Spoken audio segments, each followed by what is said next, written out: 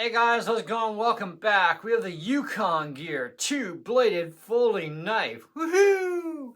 All right, I got it at a pawn shop, so I didn't pay retail. However, they're probably on clearance because Canadian Tire at least has discontinued these.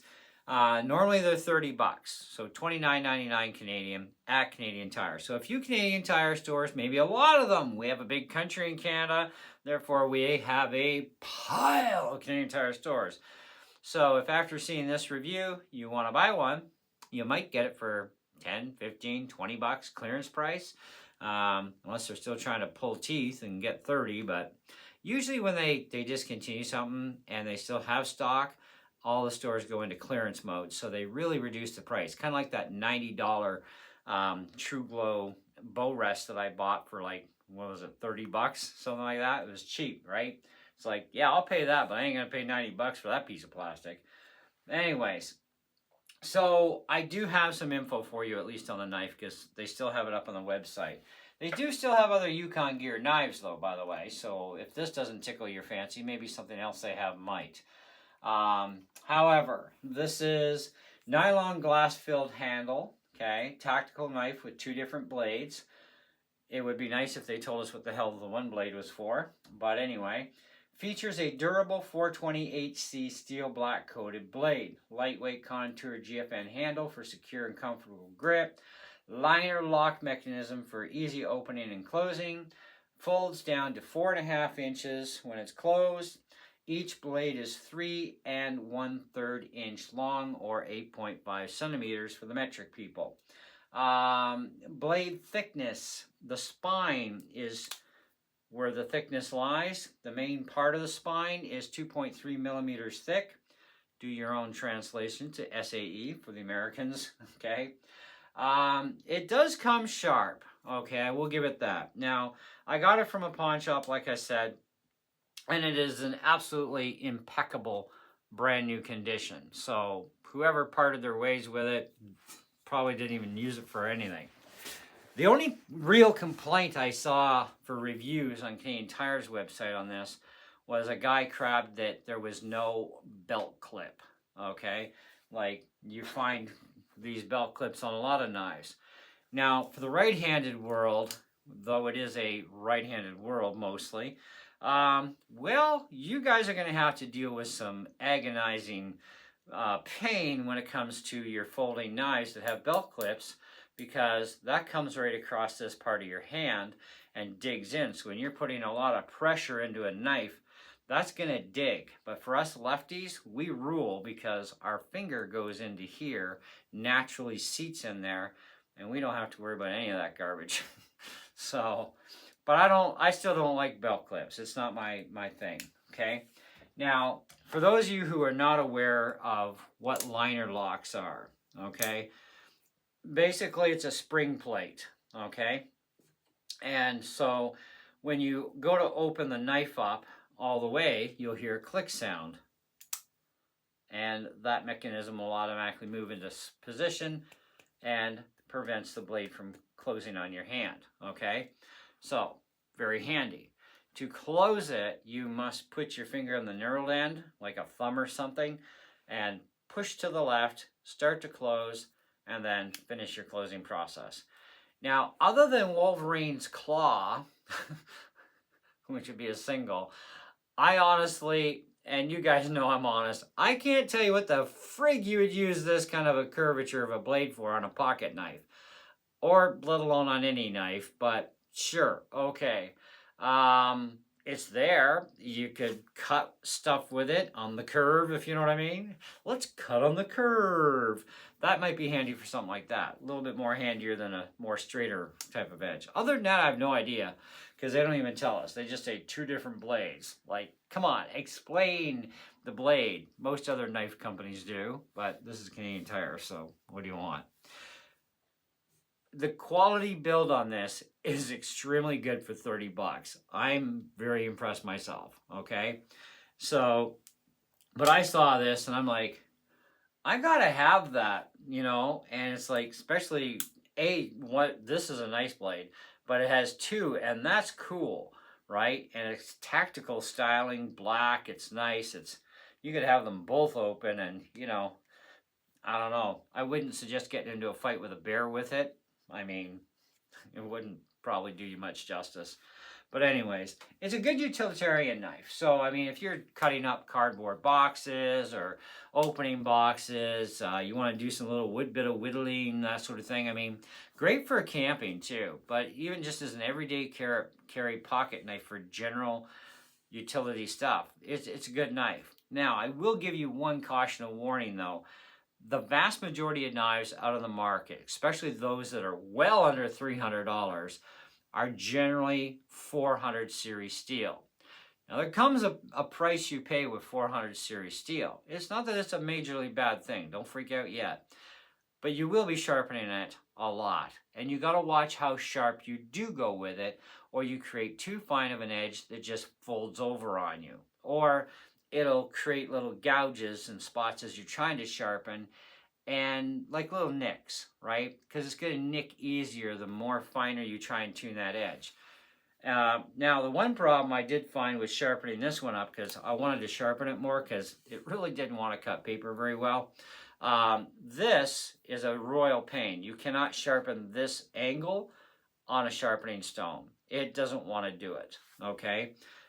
This side, on the other hand, not a problem on a stone, but I've chosen to use those crossbar type sharpeners. They work really well, but you still got to be careful that you don't overdo the edge, because, well, I've had to repair my edges once already. And this one, I'm still working on trying to get this bottom edge a little more sharper.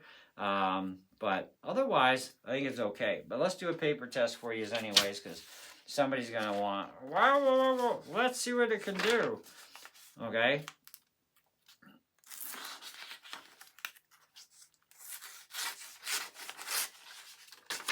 Let me get my fingers in here.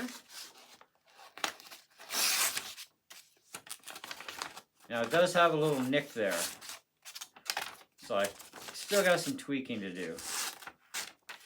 But otherwise, I mean, it's better than it was when I received it, okay? As far as the other blade goes, starting at the top, I got my top actually pretty good. But down near the bottom edge, it's still a little dull. But otherwise, the rest of it cuts fine. So yeah, it's very difficult to sharpen this curve, even on those cross bladers. I did push my luck a little harder on this main edge, so I can actually feel where that nick actually is in the blade from being over sharpened, we'll say. It folds the edge over. This is a problem with 400 series steel. So try not to get it sharp, but try not to go for a razor edge, because it won't hold. The edge will not hold on 400 series steel. Now, I know a lot about metals because I spent a lot of years as a machinist and a welder, among other things I've done in my life. And I've been collecting knives for a good portion of my life since I was like, when did I start? I think I was about maybe 8 when my father gave me my first belt knife. And that was because I come from a family that we love to fish. So Kevy had to have a knife, right? So I got this really nice little knife when I was a kid. It was cool. But I used to be really into throwing knives because I loved throwing knives. So it's like, might as well buy actual ones. So anyway, and that got me into a lot of collecting knives off and on over the years. And, since then I've, gotten rid of the vast majority of that stuff just because, I kind of outgrow the requirement or the desire, so I don't need them. Get rid of them, make money on them, put it into some other new hobby, right? And that's kind of where I'm at. I'm not going to say I'm not going to collect more knives, because I'm definitely going to find a couple more knives that I want, because even though I'm in my 50s, I finally decided to get into hunting. And my case is going to be bow hunting this year for sure. And over the winter, I'm hoping to get my pal and then get a couple of guns. Because let me tell you something, when you're going grouse hunting, it sucks with a bow. You need a shotgun. So I'm thinking, yeah, okay. But I'm also hunting deer, and I'll probably still stick with deer with the bow anyways, because bow season's the first chunk anyhow, so no guns allowed. So I'll spend the first part of the season with bow. If I get one with a bow, well, I did my season, right? But if I don't, and once the gun portion opens up with gun and bow, well, then I'd be able to use a gun if I wanted to. So I have a few guns in mind that I'd like to get. But first I need to get my PAL first, and that's my winter project. I finally have been convinced to turn to the dark side and get my PAL, at least 3 guns minimum. So we'll see how it goes. But yeah, guns aren't cheap either. So at least bullets are for 22 and 12 gauge. The 308, a little pricey, depending on what you're shooting. But anyways, back to the knife. So I think it's a really decent knife. I tried to look for it on Amazon.ca. They don't have it. .com might. I didn't bother to look. But you can always check and do a general Google search if you're interested in this thing. If you live in Canada, check your local Canadian Tire stores. Okay, they still might have a few kicking around. Even though it's a discontinued product, that doesn't mean they don't have them in stock. It just means that either very few stores have any left over, or there's just none in your local area. So, you know, you're going to have to check even online stock, and it'll tell you if your Canadian Tire store actually has any, or the nearest store that to you that might. Okay, or that does. I think it's a good purchase for the $30, and I think you're getting your $30 worth for sure. And it is well made, and I do like that there is no clip on this. Like one guy whined, it needs a clip. No, it's fat enough handle as it is, and that's a man's handle. You know what I mean? Like that's meaty. That's good. You know, that's comfy. You know, I mean, these things, they're not bad, but they're really super thin and stuff, and they just don't feel the same. This is almost like having a fixed blade, but it's not a fixed blade, right? It's got a nice, good handle to it, and I like it. And I love the styling of the knife too. So, but Canadian Tire does have other Yukon knives, just not this particular model that's, well, the other ones are not on discontinued list yet. They do for sure have, well, I think they do have another folder here. Yep, they got another folder here for $20. It's got aluminum handle. I'm sure they got a couple more Yukons. Yeah, they got a couple other Yukon folders too. They got one here that's a 3-blade for $29, and it's got like a little hook thing here. You can see the picture, and then a main blade, and then a little saw blade kind of thing, right? Saw little twigs and stuff. They do have them, right? It's just that you gotta kind of check it out. But this model, they are not showing it because it is discontinued, but other stores may have stock. You're just gonna have to look in your store yourself physically, or switch to a different store location. I'm set for the North Bay location, so I don't get any info on, you know, that sort of thing. But if you do find one at a pawn shop that's also in perfect condition, you should not be paying more than about 10 or 15 bucks for this, tops, okay? Because that's about all I would pay, all right? It would be about 10, 15 bucks, because it's still considered used, even though this is an unused condition. It's still considered a used item. You're not buying it brand new. You're not getting a warranty. So there you go. You buy brand new, you pay the 30 bucks, or the sale price, which would be about 10 or 15 bucks, maybe even 20 tops on clearance price. But then you also get your warranty with it too. So whatever that may be for a warranty, I have no idea. But I didn't read that part out to you guys. So, I mean, come on, I can't give you everything. I will give you the link though, okay, for the Canadian Tire website, so you can maybe read more up on this, read the reviews yourself, check through the store, and you know, see what other Yukon knives they have. They do have a fixed blade one for like 18 bucks and 12 sales on my site, and 4.3 average rating. Take it as you will, okay?